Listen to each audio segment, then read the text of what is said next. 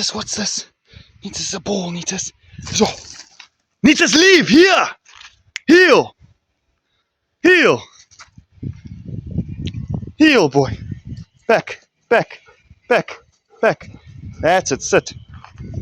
Good dog. Okay, you fetch it. Good dog. Okay, guys, so there's a perfect example for you of how your dog should be on recall. This is the hardest time for Nitas to listen, is when he's fixated on that ball and he's running for that ball. It's the same as when you're in a park with a bunch of kids playing with the ball, or in whatever situation it is that your dog can't handle. It needs to be able to have a perfect recall before you let your dog off the long line. So let me just help you guys here. So start off at home. Start off using your dog's name in a positive way so your dog can understand it. When you call his name, there's not going to be a beating, or there's not going to be a shouting, or there's not going to be locking him away. When you use his name, Nitas here, or whatever the dog's name is, and the dog gets you and you reward it, and you're teaching his name to use his name in a positive way, he'll start to come to you guys more. Instead of calling his name and they keep running away from you and they don't want to listen because they know their name's used in a negative way. So start off with like that. Start off at home, calling your dog at random times, rewarding him with a treat.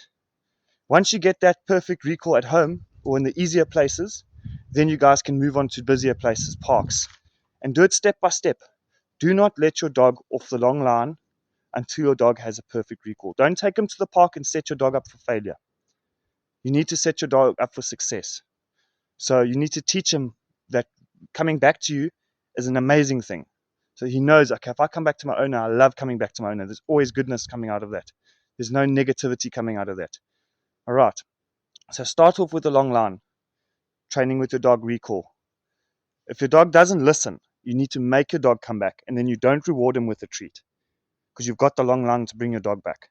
If your dog comes back first time, make sure you reward him with a huge praise so he knows that when he comes back to you, it's big, it's excitement, it's happiness, it's my owner's happy with me, I did a good job.